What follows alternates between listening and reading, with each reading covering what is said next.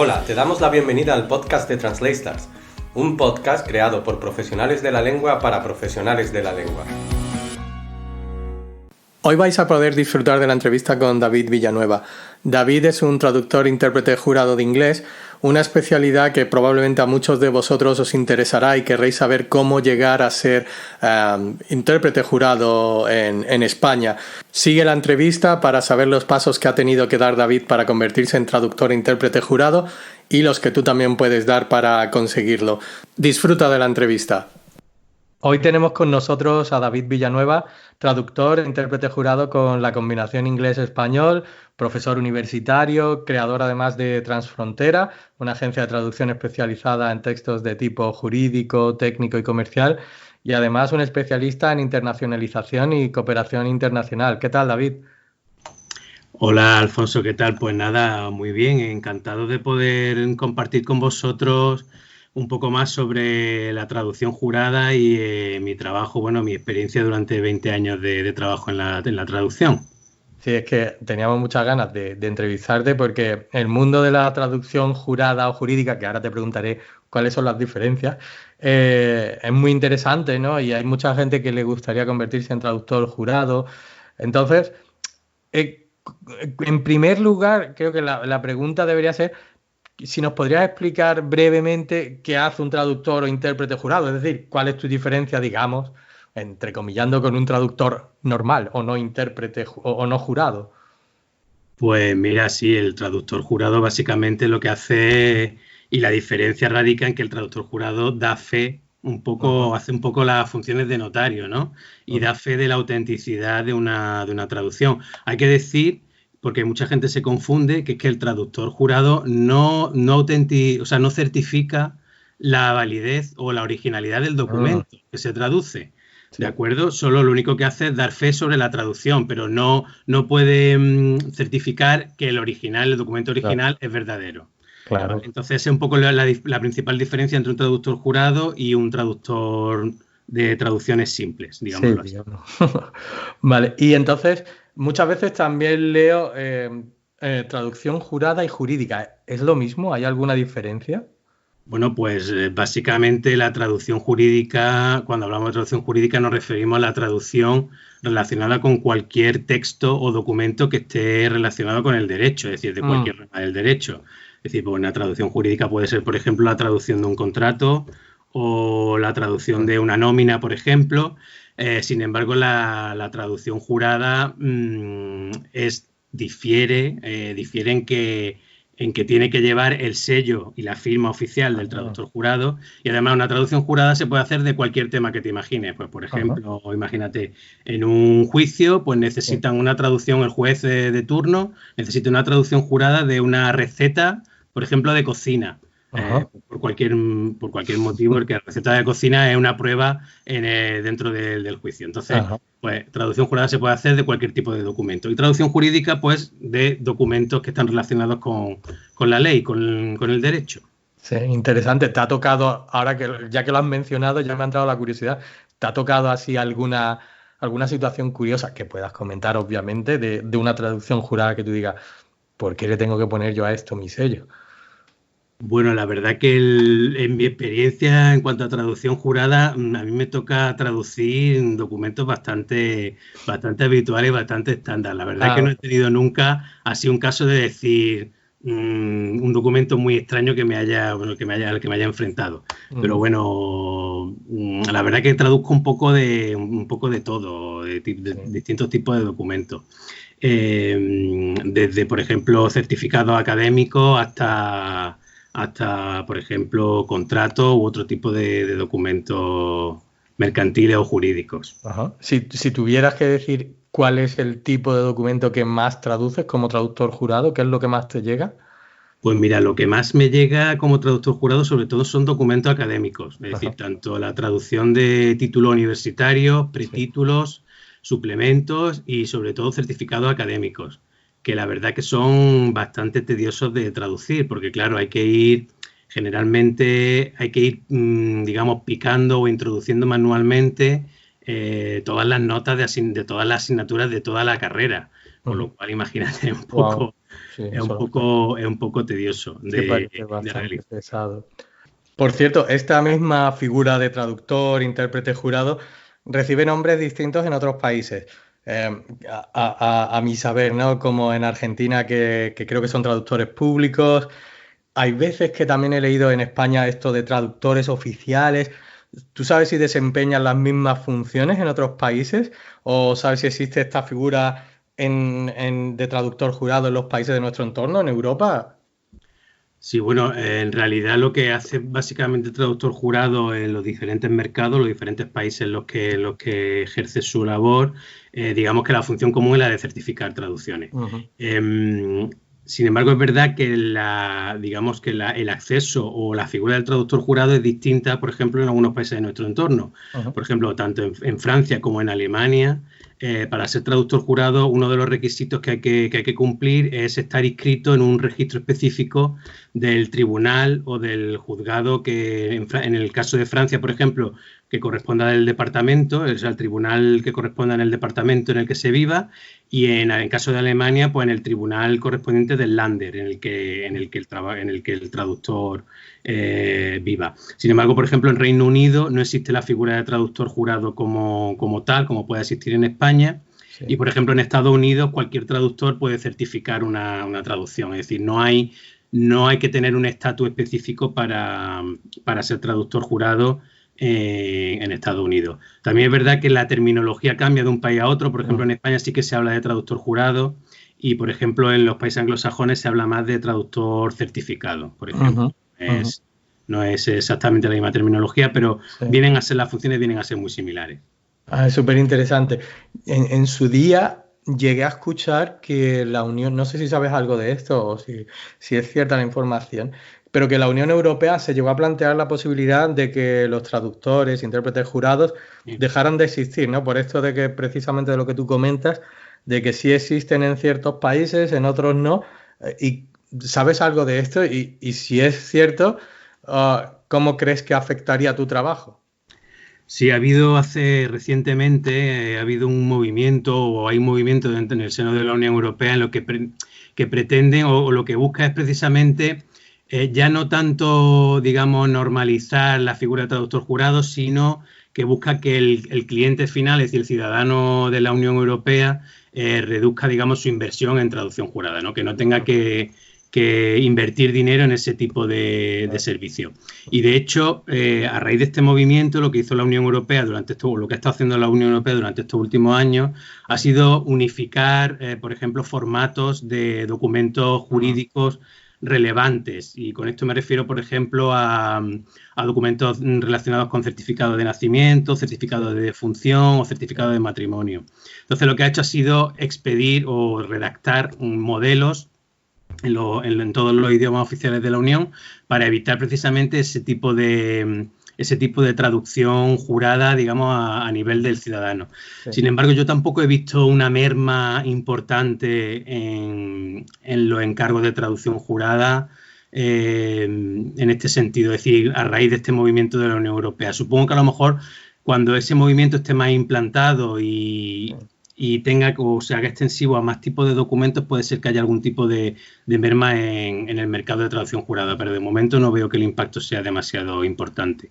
Sí, porque, vamos, yo que resido en Berlín, cuando he tenido que hacer cualquier tipo de trámite con la Embajada de España, lo que sí, a raíz de lo que tú estás diciendo, he visto que existen estos documentos efectivamente redactados en varios idiomas, pero aún así nos han solicitado las traducciones juradas, ¿no? O sea que creo que por lo menos para España sigue siendo, o vuestro rol, ¿no? Vuestro papel sigue siendo muy apreciado y muy importante. Así que no sé si va a cambiar en corto plazo, desde luego.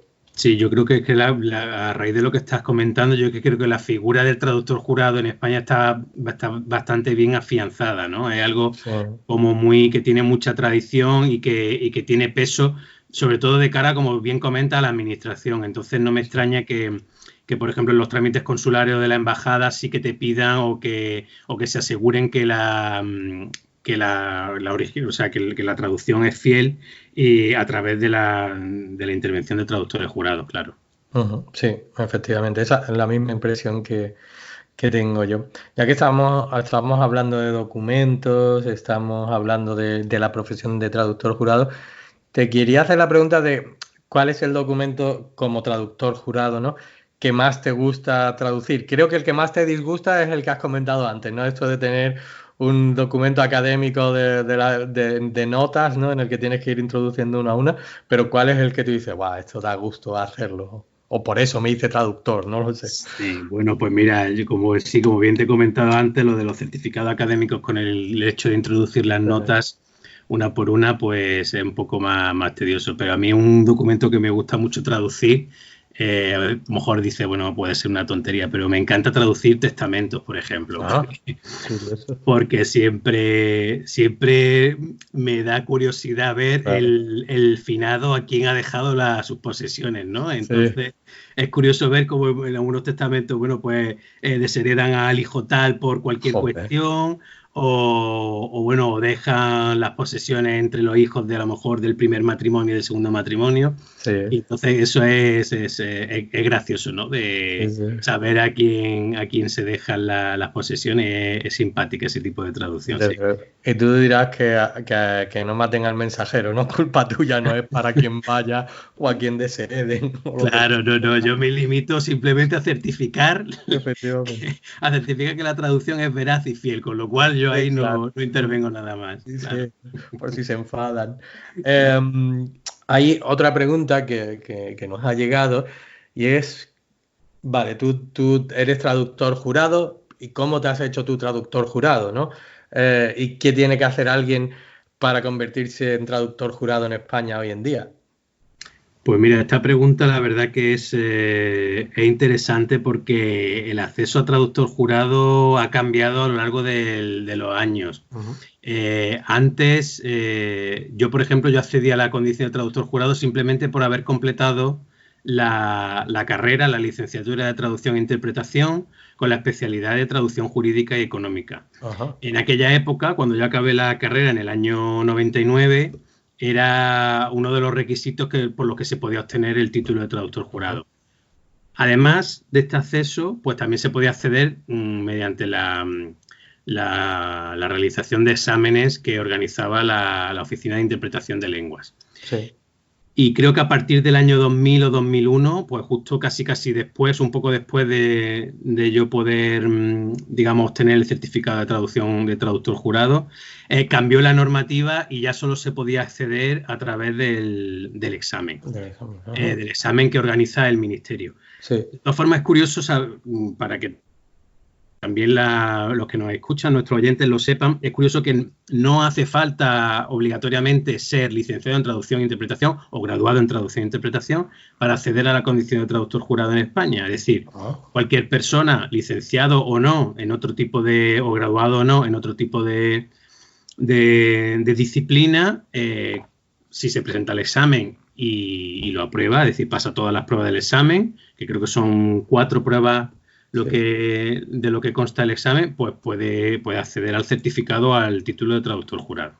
Muy interesante eso. Desconocía que no tienes que tener una carrera o la carrera de traducción, ¿no?, para poder ser traductor jurado, un poco. Sí. Pero bueno, perfecto, pues nada, así que se puede animar el que quiera literalmente a convertirse en traductor jurado cuando salgan las convocatorias o las plazas para traducción jurada. Hay algo que también nos llega a veces y es que nos preguntan, un traductor jurado, es decir, tú tienes la combinación español-inglés, corrígeme si me equivoco, pero no existe en España un traductor, es decir, al menos nombrado por el Ministerio, no hay un traductor que pueda hacer inglés-francés, ¿no? Siempre tiene que estar como lengua en la combinación el español, ¿cierto? Claro, a ver, es importante decir que cuando te habilitan como traductor jurado, tú estás habilitado en primer lugar para hacer las dos combinaciones de idioma. Que es, como sabemos generalmente, los traductores cuando se trabaja con agencias, generalmente, sobre todo con agencias, siempre nos piden que traduzcamos a nuestra lengua materna. Bueno, pues el caso de traductor jurado es totalmente distinto, porque se suelen trabajar con las dos combinaciones. Es decir, de hecho, el ministerio te habilita a trabajar, en mi caso, como bien has dicho, del inglés al español, pero también del español al inglés. ¿De acuerdo? Con lo cual eso hay que tenerlo en cuenta. Sí. Y después, en cuanto a las combinaciones que me estabas comentando, es cierto que siempre te habilita, el ministerio siempre te habilita para traducir con el español con el idioma de una de las combinaciones. Sí. Pero en el caso que tú pones, por ejemplo, sí se lo podría hacer el traductor jurado que estuviera habilitado en los dos idiomas, es decir, en inglés y en francés. Con lo cual, si un traductor o una traductora obtiene la habilitación o la certificación en inglés y en francés, entonces sí que podría hacer la jurada de inglés a francés o de francés a inglés. Claro, pero primero tendría que hacer, sí, claro, es como dos pasos, ¿no? Es decir, no puede hacer, digamos, claro, entre comillas, no podría ser como de inglés a francés, ¿no? Sino que tiene que tener siempre el español, es muy interesante. Claro, tendría que pasar, teóricamente, tendría que pasar primero por el español. Eso es lo que quiero decir, efectivamente, que no es una traducción que vaya directamente del inglés.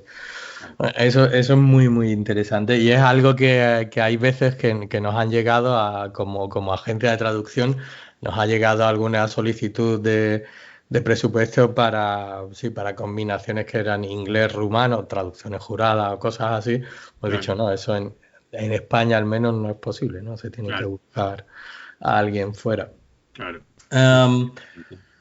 Ya estamos llegando al final. ¿Qué consejo le darías a alguien que está empezando ahora mismo para encontrar trabajo o que quiera hacerse un sitio en la industria de la traducción?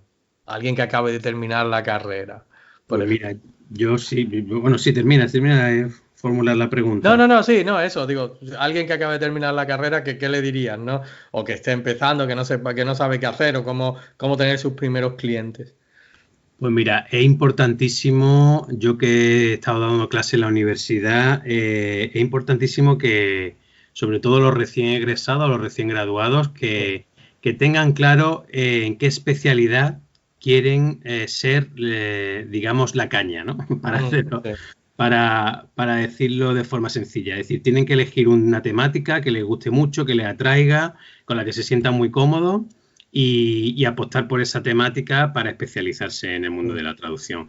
El problema que hay últimamente, o en estos últimos tiempos, es que es verdad que hay muchísimos traductores que salen de los estudios y entonces la diferencia, o cómo podemos diferenciarnos de los demás a la hora de conseguir clientes, tanto clientes finales particulares como agencias, es la especialización. Sí. Con lo cual, mi recomendación es que escojan un primer tema en el que se quieran especializar y vayan por él a tope y empiecen a estudiar y que puedan ser realmente solventes en un tema en concreto.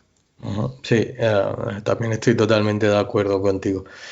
¿Cuál dirías en tu opinión que es el campo de especialidad que más futuro tiene ahora mismo? Bueno, como campo de especialidad, yo creo que la jurídica siempre va a haber, por ejemplo, va a haber temas jurídicos que se pueden dirimir y judiciales, con lo cual puede ser no es una especialidad nueva, pero sí con... Sí, una apuesta segura, ¿no? Con proyección, efectivamente, con proyección de futuro. Sí. Y en cuanto a, digamos, a especialidades emergentes, evidentemente, pues la traducción técnica, todo lo que tiene que ver con localización de software y una última rama sí que se ve últimamente con bastantes posibilidades, que sería lo del tema de transcreación y toda la adaptación cultural de marketing. Totalmente de acuerdo, sí. La audiovisual también está teniendo su boom total con las plataformas estas de streaming online, pero sí, me da la sensación, yo tengo la idea de que más que boom es una burbuja, así que yo tampoco recomendaría a todo el mundo que solo se centre en lo audiovisual, sino que se abra un poco de mente, aunque después el audiovisual tocas un montón de campos distintos, ¿no? Pues te puede tocar un documental de de física, otro de una serie sobre gente que guarda porquerías en un garaje Claro. y vete a saber después lo que tienes que traducir, ¿no? Pero sí, no estoy de acuerdo, que quizás estos campos que se consideran más antiguos, por decirlo de alguna manera, como la traducción técnica, la jurídica, son algunos que son valores seguros, ¿no? Y además, quizá también diría que tienen muchas posibilidades por un poco por su nivel de dificultad, ¿no? Es decir, hay veces que los recién egresados pues se van a por lo bonito, digamos entre comillas fácil, que es lo audiovisual, pero sí, Claro. la técnica y la jurídica que tienen muchísimo de trabajo, de investigación, de formación, pues la verdad que después también los precios pueden ser algo mayores, ¿no? Porque ahí está que no hay tanta competencia también, pero bueno.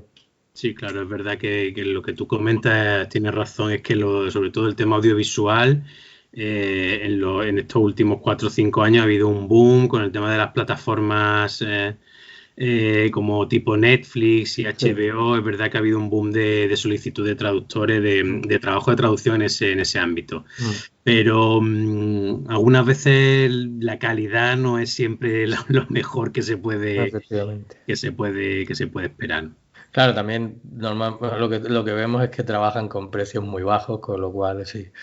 Pedir calidad a precios bajos, al final, pero esa es lo clásico de esta industria, de la industria de la traducción, ¿no? El que te quieren pagar poco, no sé si tú tienes eso también, si te sucede con clientes que te quieren ofrecer poco por los proyectos. Sí, bueno, yo creo que eso pasa ya habitualmente.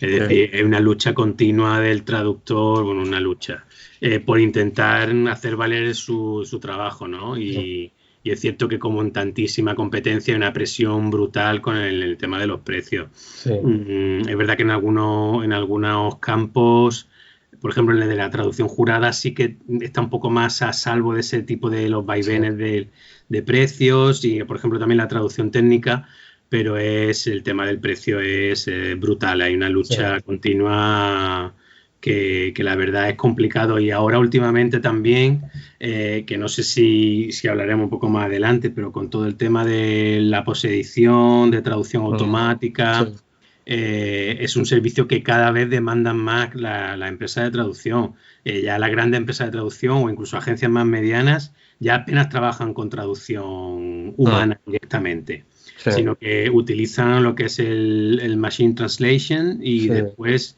piden a un poseditor humano, en este caso a un traductor o un revisor, que, que posedite el texto. sí, Entonces, claro, con lo cual el tema de tarifas ya claro. ha sido como la puntilla, ¿no? Porque ya Sí. es verdad que claro, generalmente no se pide lo mismo por una posedición que por una Sí, traducción. Y claro, ya tienen más argumentos como para tirar más los precios abajo. claro, sí, y además eso lo hacen normalmente con campos como la traducción jurídica, la técnica, Sí, donde la terminología se suele repetir siempre y es más, porque claro, si tienes que ser creativo es más difícil que puedas aplicar hoy en día claro. una máquina. Esa era de hecho mi última pregunta. ¿Cómo ves el futuro de la traducción y de los traductores con esto de la inteligencia artificial, ¿no? La mejora que ha habido en los motores de traducción automática. ¿Qué crees que va a pasar con nosotros y con la traducción? Claro, bueno, pues yo pienso que evidentemente vamos a tener que adaptarnos. Mm, No creo que vayamos a desaparecer como profesionales, mm, pero evidentemente vamos a tener que hacer una adaptación y yo creo que deberíamos empezar a hacer la adaptación ya, porque como te mm, digo, el tema de la posedición viene, pero viene pisando muy fuerte, viene muy, muy fuerte y cada vez es más la demanda que hay de poseditores. mm. Entonces, yo creo que claro que todo el tema de las mejoras en inteligencia artificial y en Machine Translation nos van a afectar. Pero bueno, yo creo que con una especialización, como he dicho antes, y también intentando marcar un poco la diferencia entre la competencia, yo creo que nos podremos adaptar y podríamos, yo espero, confío que podamos seguir ganándonos la vida con nuestra profesión. Pues sí, seguramente evolucionaremos y se abrirán nuevas oportunidades, se cerrarán otras, Pero sí, yo creo que seguiremos, como tú dices, teniendo la oportunidad de seguir trabajando de lo que nos gusta. David, muchísimas gracias por tu tiempo, por tu cordialidad, por tu amabilidad. Te deseamos lo mejor. Además, ya simplemente por cerrar, decir que David colabora con Translate Stars, con el curso de traducción jurídica y jurada, o sea que animamos a los que nos oyen a tomar el curso porque es muy interesante y con un profesional con 20 años de experiencia no se puede hacer en todos los sitios. Y bueno, lo dicho, que te agradecemos muchísimo tu tiempo y bueno, y aprender de ti en esta entrevista y conocer más sobre el mundo de la traducción jurada y jurídica. Perfecto, pues nada, muchas gracias a vosotros por la oportunidad, la verdad, porque no se da todos los días que haya tanto, que haya interés por la traducción jurada, ¿no? Y siempre está bien dar un poco la visión de un profesional con experiencia. Y lo que tú decías, yo invito también a la gente que se anime a realizar el curso de traducción jurídica y jurada de Translators, porque está hecho con mucho cariño y está hecho desde una experiencia de 20 años que ese tipo de cosas después se perciben en los materiales formativos. Sí, efectivamente, eso no se puede encontrar en ningún sitio literalmente, así que lo que animamos es que al que le guste la traducción jurada y jurídica, que se anime, que va a aprender de un profesional. Bueno, David, lo dicho, un abrazo, que vaya todo muy bien, te cuides y haya mucha suerte. Muy bien, igualmente, muchas gracias. Chao, hasta luego. Hemos escuchado la entrevista con David Villanueva. Esperamos que os haya gustado. David nos ha dejado reflexiones muy interesantes sobre la traducción jurada y jurídica en España y cómo llegar a ser un traductor jurado y jurídico. Os recordamos que David ha desarrollado para translatestars.es el curso de traducción jurada y jurídica en inglés, con además prácticas remuneradas que ya podéis cursar. Y bueno, os invitamos también a seguirnos en las redes sociales y si os ha gustado esta entrevista a dejarnos 5 estrellas en iTunes. Muchas gracias por seguirnos y recordad, uníos a la revolución de la traducción. Let's start!